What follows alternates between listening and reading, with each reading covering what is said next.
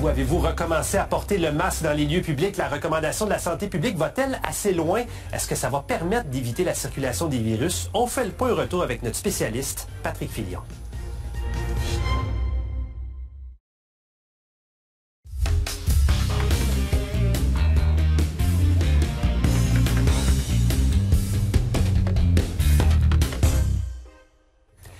C'est définitivement l'une des nouvelles qui a marqué la journée. La santé publique de l'Ontario recommande de nouveau à la population de porter le masque pour réduire la transmission des nombreux virus respiratoires qui circulent depuis plusieurs semaines. Il faut savoir qu'au Québec, le Collège des médecins a émis une directive à peu près semblable.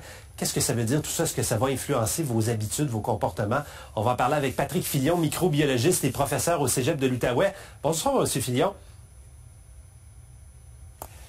Oui, bonsoir, M. Filion. Vous m'entendez bien?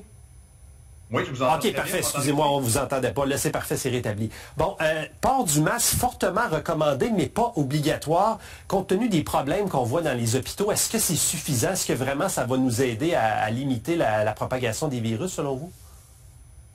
C'est sûr que là, on est dans un état d'esprit où on doit se responsabiliser encore plus. Si on se fie toujours au gouvernement, on attend des lois ou qu'on nous l'impose, c'est sûr que ça serait peut-être mieux au point de vue de la santé publique, au niveau de l'engorgement des hôpitaux, autant pour les adultes que chez les enfants. Mais là, on a vraiment la responsabilité, ou on nous laisse la responsabilité de le faire.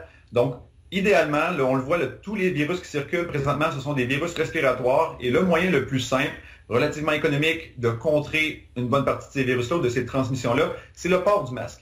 Donc, c'est sûr qu'on voudrait peut-être des moyens plus musclés d'imposer, mais je crois que les gens, maintenant, on comprend l'importance du masque et on doit se responsabiliser. Si on est infecté nous-mêmes, si on a des symptômes, donc on porte le masque pour se protéger soi, protéger les autres aussi.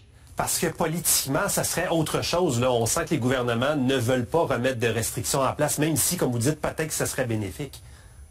Effectivement, on a vécu à la dure, disons, l'imposition du masque pour diverses raisons. C'était une bonne décision dans les circonstances. Et là, bon... puis c'est une discussion qu'on a là, avec les collègues, avec la famille, les amis. Donc, tout le monde se demande est-ce qu'on devrait le réimposer? Parce que, bon, c'est un moyen simple et qui fonctionne bien.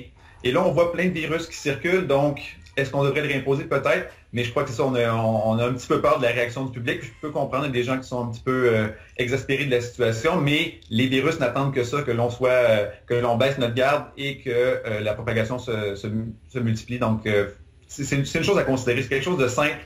De le faire, donc ça pourrait vraiment aider, je crois. Justement, vous parlez des nombreux virus. Lorsqu'on s'est parlé dans les précédentes vagues, vous et moi, c'était uniquement la COVID là, qui était le problème. Là, il y a un paquet de choses en ce moment. Qu'est-ce qui explique que ça semble être la tempête parfaite pour tous ces virus-là en ce moment?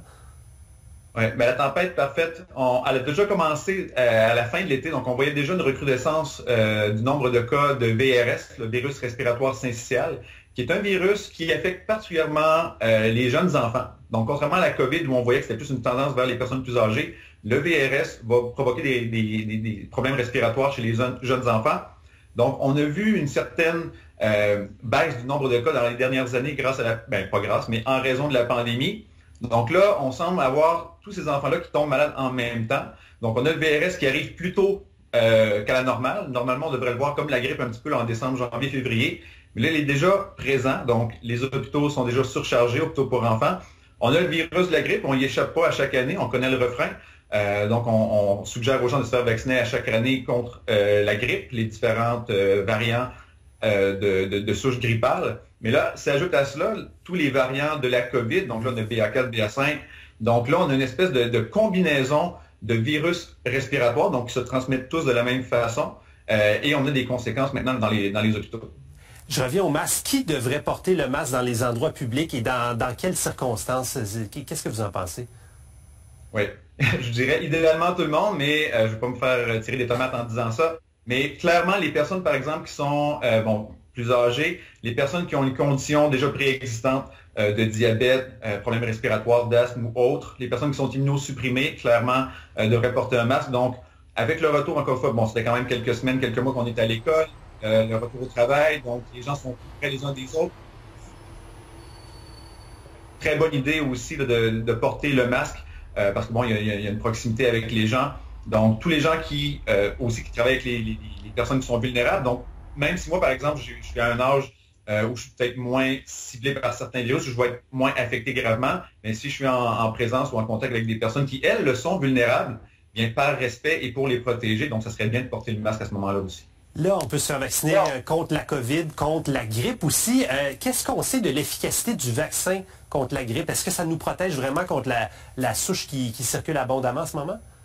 Oui, ça c'est toujours un pari que l'on prend d'une certaine façon. On regarde ce qui se passe dans le monde, donc les souches grippales qui circulent dans l'hémisphère sud surtout, et on essaie de prévoir quelle souche va nous atteindre, nous, pour notre hiver, donc on va dire maintenant.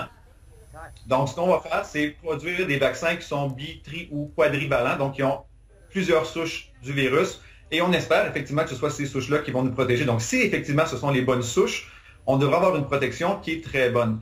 Par contre, on l'a vu par le passé, des fois la nature nous joue des tours et ce n'est pas la même souche qui nous arrive. Donc là, à ce moment-là, le vaccin n'a pas l'efficacité escomptée. Donc là, on espère que le virus qui va circuler sera le bon. Et si c'est le cas, la protection va être efficace. Encore une fois, pas nécessairement parfaite, on l'a vu avec la COVID, mais peut-être suffisante pour nous donner une immunité suffisante pour éviter les cas graves et les hospitalisations. Et un petit mot sur le VRS qui touche, vous l'avez dit, surtout les enfants. Il n'y a pas de vaccin contre ça. Comment on peut mieux se protéger et protéger les plus jeunes avec ça? C'est très difficile, je vais être honnête avec vous. Étant microbiologiste, vous le savez, bon, mes 2 enfants ont été infectés, ils ont été hospitalisés par ce virus-là. Oui. Puis on parle déjà quand même plusieurs années, là, c'est des ados maintenant. Donc c'est un virus qui est transmis par la salive. Donc les parents, les amis, tous les gens qui sont en contact avec l'enfant peuvent le transmettre relativement facilement. Et la très, très grande majorité des enfants n'auront que des symptômes qui vont rappeler un petit rhume, donc rien de majeur. Mais suffit, on va dire, d'une certaine malchance ou peut-être un peu de génétique là-dedans, on peut avoir une infection qui va être plus grave. Et à ce moment-là, on n'a que des soins, je vais dire, à apporter pour réduire les symptômes. Donc, on peut avoir de l'oxygénothérapie pour l'enfant, mais comme tel, c'est vraiment le système immunitaire de l'enfant qui devra faire le travail. Et dans certains cas, on peut administrer à l'hôpital des traitements par anticorps monoclonaux qui vont aider l'enfant à lutter contre le virus. Mais pour se protéger, encore une fois, vu que comme c'est un virus respiratoire, le port du masque va être une chose, mais à la maison, c'est rare qu'on va porter le masque en présence de nos enfants. Donc, comme tel, c'est un virus qui circule normalement, mais là, c'est vraiment une tempête parfaite, comme vous l'avez dit tout à l'heure.